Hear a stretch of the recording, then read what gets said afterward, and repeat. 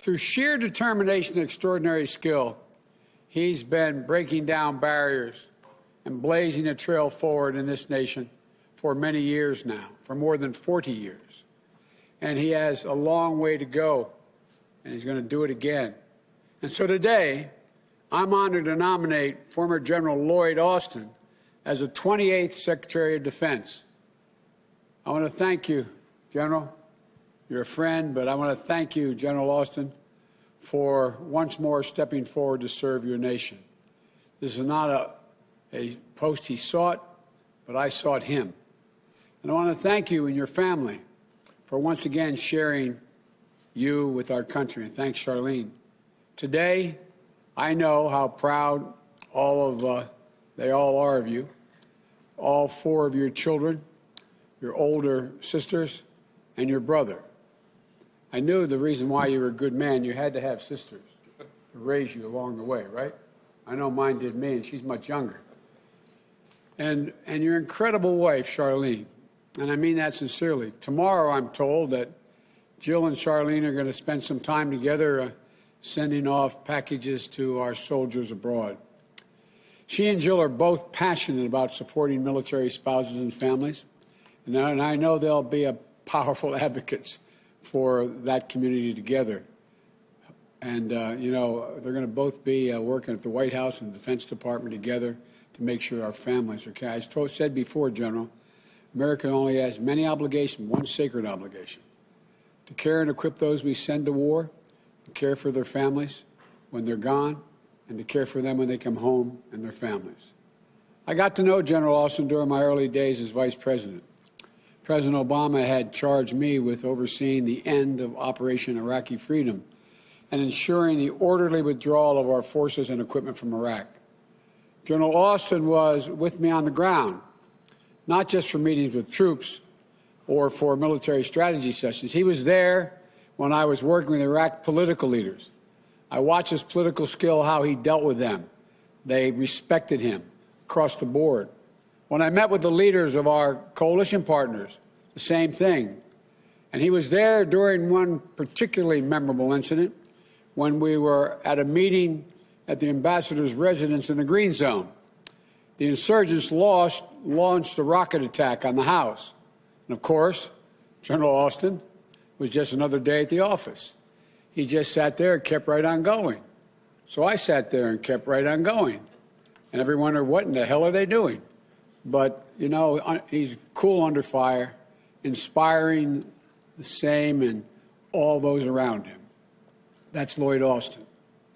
He was the person President Obama and I entrusted with the incredible task of bringing home America's forces and redeploying our military equipment safely out of Iraq.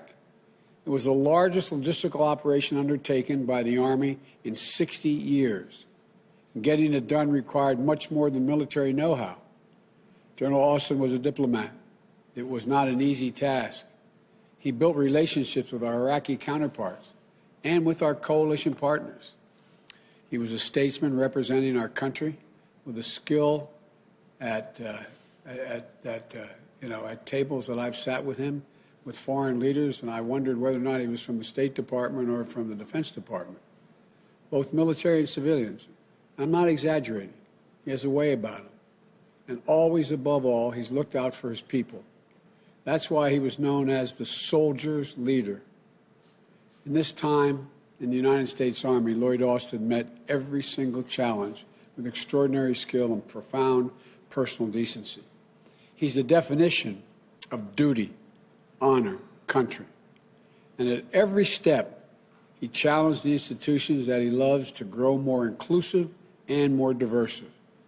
He was the 200th person ever to attain the rank of a four-star general, but only the 6th African-American to ever do that. He was the first African-American general officer to lead the Army Corps in combat. He was the first African-American to command an entire theater of war. And, if confirmed, he'll be the first African-American at the helm of the Defense Department in well over 200 years. Another milestone. And he's a barrier-breaking career, has been like this throughout his career.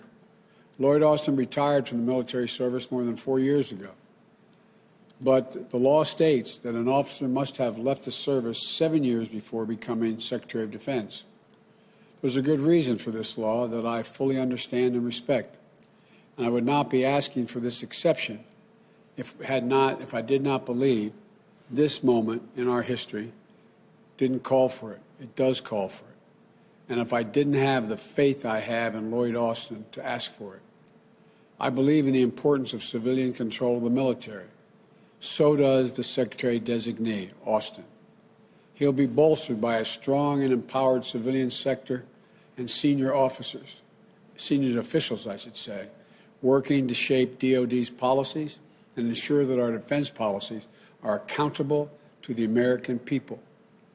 Civilian-military dynamic, that dynamic itself has been under great stress the past 4 years. And I know that Secretary-designee Austin is going to work tirelessly to get it back on track. I have personally worked with this man. I've seen him lead American fighting forces on the field of battle. I've also watched him faithfully carry out the orders of the civilian leadership of this nation. There's no doubt in my mind, not any doubt whatsoever, whether this nominee will honor, respect, and on a day-to-day basis breathe life into the preeminent principle of civilian leadership over military matters in our nation. I know this man. I know his respect for our Constitution. I know his respect for our system of government. So just as they did for Secretary Jim Mattis, I asked the Congress to grant a waiver for Secretary-designee Austin.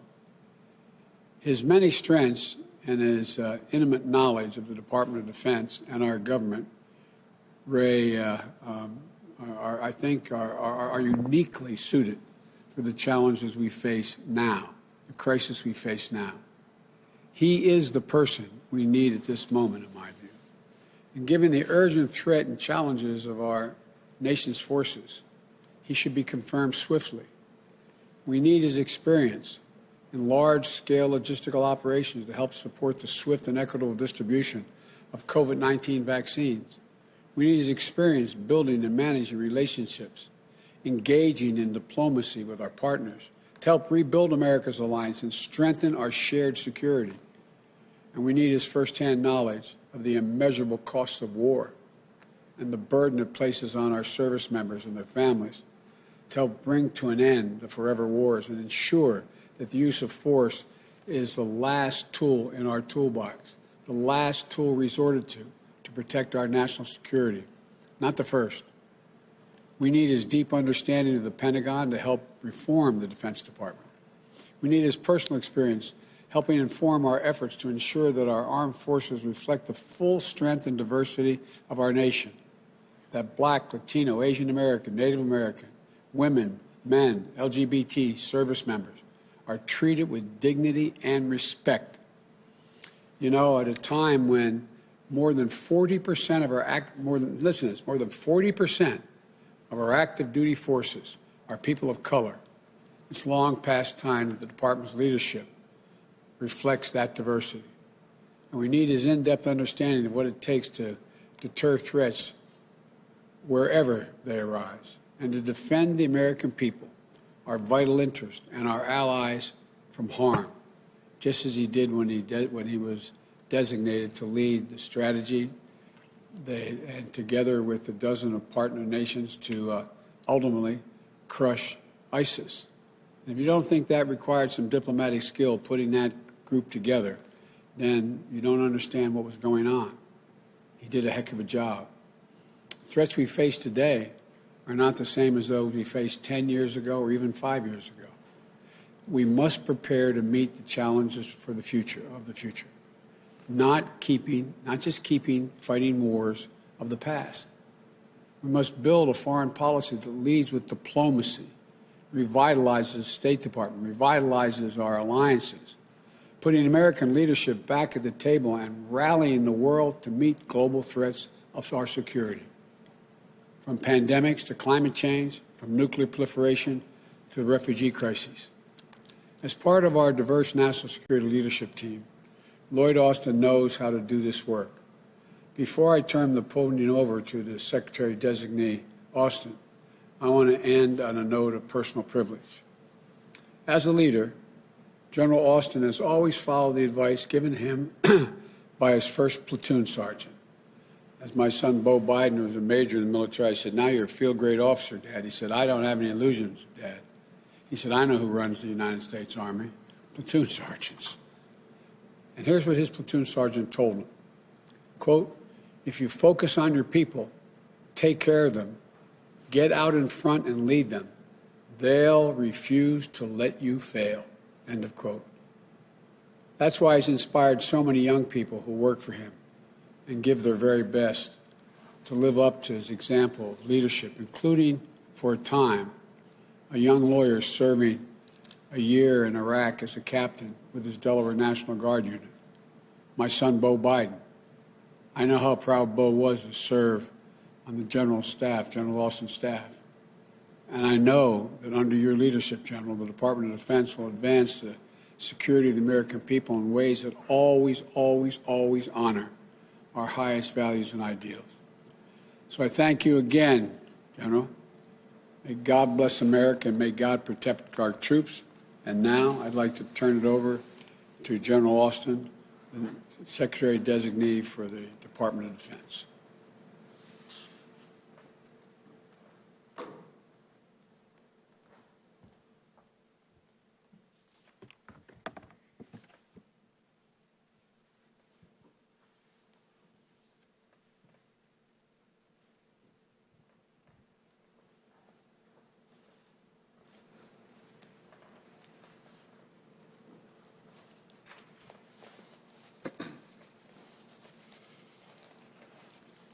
Mr. President-elect and Madam Vice President-elect Harris, thank you for your trust and your confidence and for the opportunity to serve as a 28th Secretary of Defense. And if confirmed by the United States Senate, it will be my sincere honor and privilege to return to the Department and to lead our great service members and civilians in accomplishing the mission of ensuring our nation's security. You know, back in 1877, a young man from the small town of Thomasville, Georgia, Henry Ossian Flipper, became the first African American to graduate from the United States Military Academy at West Point. And after his commissioning, he was assigned to one of the Army's all-black regiments. And he became the first non-white officer to lead the Buffalo Soldiers of the 10th Cavalry. And so fast forward to today, nearly 150 years later, another native son of Thomasville, Georgia, stands before you as the Secretary of Defense designate. Now, many people have paved the way for me and countless others over the years, to include Henry O. Flipper. And I am supremely grateful to all of them for their courage, for their determination, and for the example that they set throughout. And they include the Tuskegee Airmen and the Montford Point Marines and many others. And throughout my career, I've also been incredibly fortunate to benefit from the support and the mentorship of exceptional leaders like General Colin Powell and Admiral Mike Mullen and General Johnny Wilson and my old platoon sergeant, who you heard the President-elect just talk about. You know, I was a brand new second lieutenant, and Sergeant First Class Fox Ballard took me in and taught me the way of the world. So I owe him and many others a great deal. And as Sir Isaac Newton famously said, if I have seen a little further, it is by standing on the shoulders of giants. I've been very fortunate to have the love and support of my family as well. My mother and father, who was a postal worker, who, along with a number of my uncles and other relatives, spent time in the military and that inspired my own desire to serve. I've also enjoyed the strong support of my brother and four older sisters. And most importantly, my bride, Charlene, who I've been truly lucky to have by my side all these years. And I'm so grateful for her enduring love and for her support. You know, I spent much of my military career tackling tough issues and formidable adversaries in challenging parts of the world. And President-elect Biden, as you've mentioned, we've worked closely together on some tough issues. And we've gotten to know each other under some intense and high-pressure situations. And, sir, you can expect that as Secretary of Defense that I will give you the same direct and unvarnished counsel that I did back then. I understand the important role of the Department of Defense and the role that it plays in maintaining stability and deterring aggression and defending and supporting critical alliances around the world, including in the Asia-Pacific, in Europe, and around the world. And I fervently believe that, as you've said before, sir, that America is strongest when it works with its allies. And over the years, I've worked hand in hand with our diplomatic colleagues and partners around the globe and witnessed firsthand what we're able to accomplish together. And so, if confirmed, I look forward to resuming this important work. My career has taught me something else equally fundamental to who we are as a nation. When I concluded my military service 4 years ago, I hung up my uniform for the last time and went from being General Lloyd Austin to Lloyd Austin. It is an important distinction and one that I make with utmost seriousness and sincerity. And so I come to this role, this new role, as a civilian leader, with military experience to be sure, but also with a deep appreciation and reverence for the prevailing wisdom of civilian control of our military. I recognize that being a member of the President's cabinet requires a different perspective and unique responsibilities from a career in uniform. And I intend to keep this at the forefront of my mind.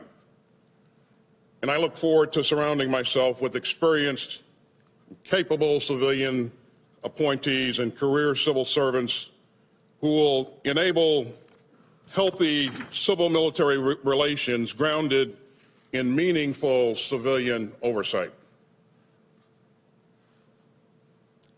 As Secretary of Defense, my priority will always be the men and women, military and civilian, who make up the department and their families.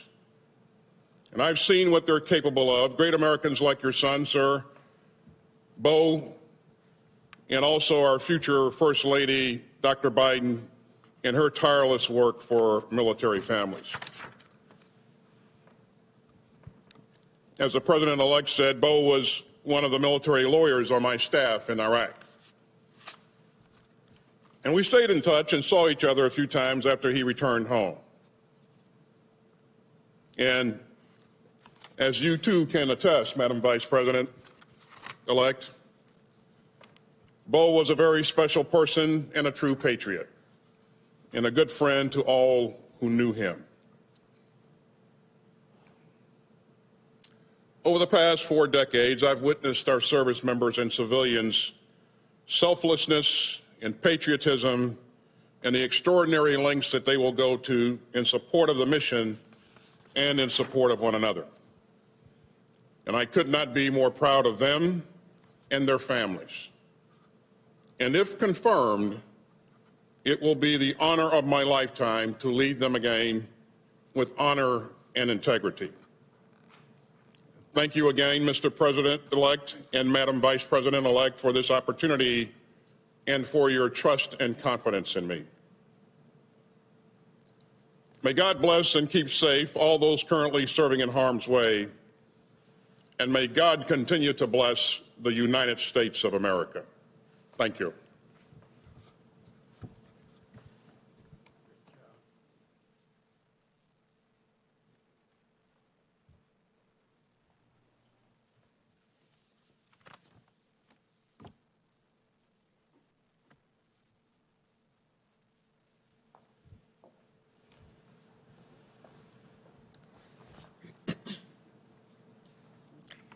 Good afternoon.